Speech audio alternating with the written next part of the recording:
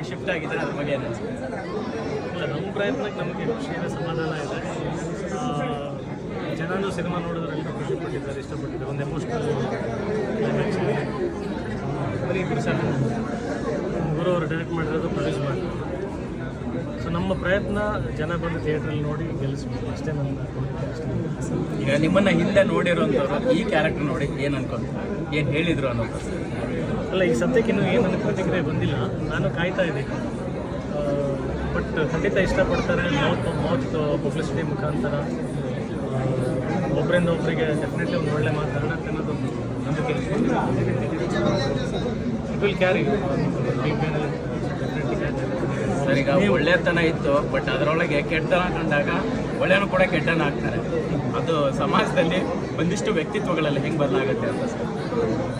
ಅಲ್ಲ, ರಿಯಲ್ ಲೈಫಲ್ಲಿ ಕೂಡ ನಾವು ಎಲ್ಲರಿಗೂ ಒಳ್ಳೆಯವರಾಗ